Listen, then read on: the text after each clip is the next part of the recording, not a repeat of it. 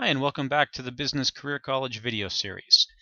This should look familiar. We're going to revisit some issues around Canada Pension Plan and amplify our understanding a little bit. So in the first Canada Pension Plan video, which you might want to go back and watch if you haven't watched it recently, or go watch it if you haven't watched it at all, we went through how we calculate the Canada Pension Plan benefits, and I had promised then that we would come back and look at some adjustments that might help some of our folks down here to increase their amount of benefit.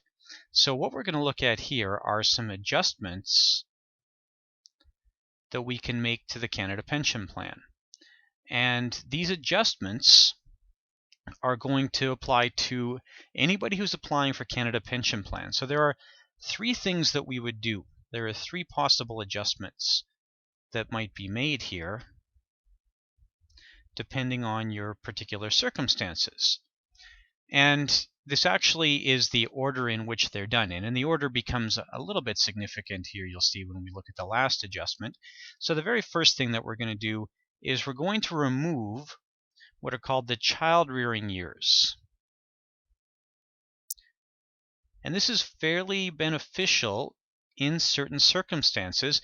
What you can do here is if you have somebody who took time off from work and wasn't contributing to Canada Pension Plan as a result, so no Canada Pension Plan contributions, this person was away from work, we can pull out up to when the youngest child was age 7.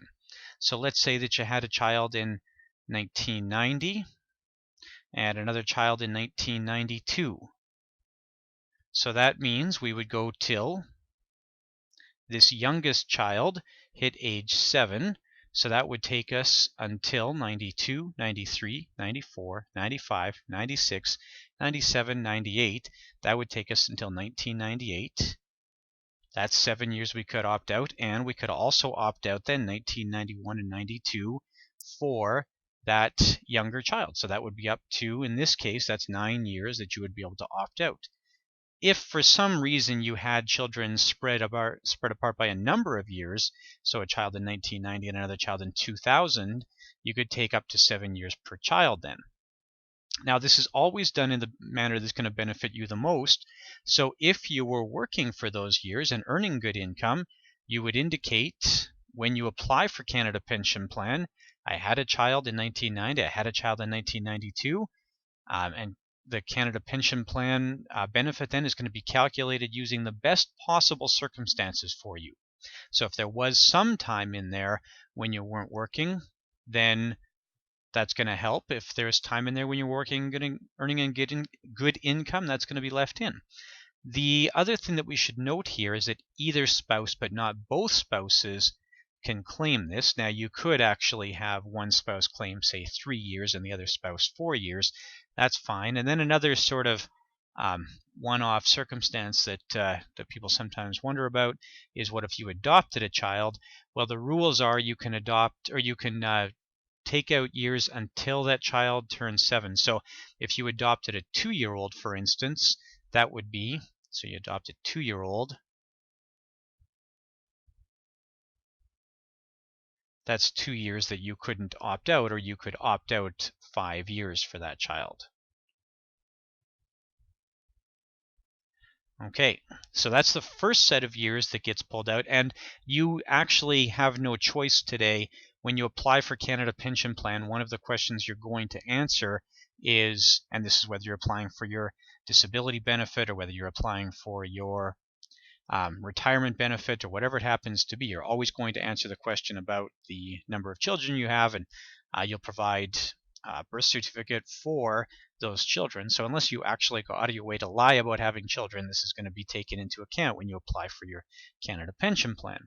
So that's the first of our opt-outs. The second opt-out is any period of CPP disability. Now we'll see in a later video that you have to have a fairly serious disability in order to qualify for this, but if you do have that period of CPP disability, you would not be contributing to Canada Pension Plan during that time. In fact, it's most likely that if you have a period of CPP disability, that you're probably done working forever, and we would just stop essentially at that point calculating out your CPP contributions. So those two are fairly circumstantial. They're not going to apply to everybody, although obviously a lot of people will have the child rearing provision help them out. The one that does apply to everybody, though, is we're going to automatically reduce the lowest 18% of your contributory period. Sorry, I apologize, that's 17%. Just had something go wrong there. Sorry, 17% of your contributory period is going to come out as well. And that's one that applies to everybody, and it's beneficial, as you can see, that that's the last part of this calculation, because you would have already had the child rearing years come out and the CPP disability years come out, and now we're going to take out that lowest 17% of your contributory period, which for somebody who contributed from age 18 up until age 65 is going to result in 8 years being removed. So if you have a shorter contributory period, you're not going to get all 8 years removed, but if you have a long contributory period, if you're full 47 years from 18 to 65, that's 8 years that gets removed. So we can pop down here to our 4 people, and we can see where this might help out. So if we look first off at, let's say, our orange person, who you might recall took some time off work here, had this 15-year span away from the workforce, and we saw that that gave them 15 years of zeros when calculating this benefit. Well, let's say that they had a couple kids along the way and they have 10 years that are eligible for the opt-out. So now you would change this math up. This would become now just 5 times 0 instead of 15 times 0, because we're going to opt out 10 years, and we're going to take as well 37 down here. We're going to change that denominator out, and now we would substantially change this math.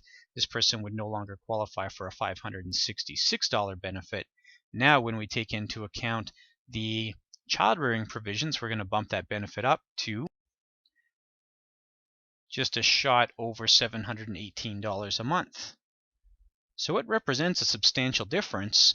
That's a nice bump from 566 to 718, and really just in exchange for having children. And then on top of that, if we were to apply the 17%, we would see that that would also cause that 5 years to go away, because that's all zeros. And then what would happen is, if we had some lower years along the way here somewhere, we would also pull out those years. If it's all 0.8s, then it doesn't really matter. But if there was, say, some 0.77s and some 0.83s, for example, we would pull out the 0.77s and leave the 0.83s in for up to an additional 2 years. So in fact, we would end up with a benefit then not of $718 per month, but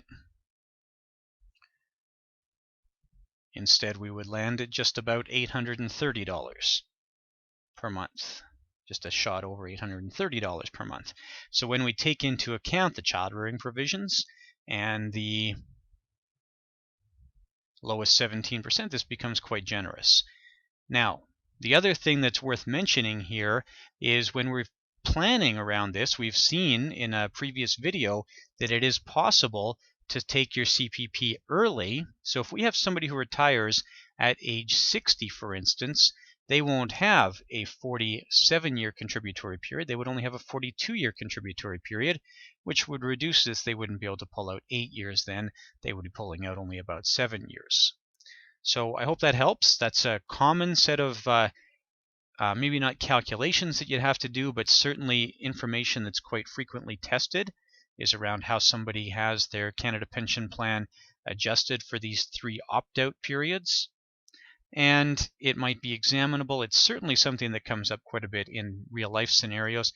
When somebody goes to the Service Canada website, you can have a My Account at the Service Canada website, and you can use that My Account to get an estimate of your Canada Pension Plan benefits.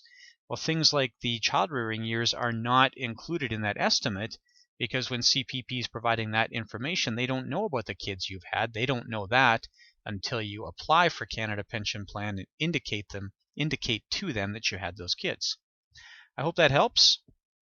I hope you enjoy your studies, and there will be several more videos covering the details around Canada Pension Plan. Thank you kindly.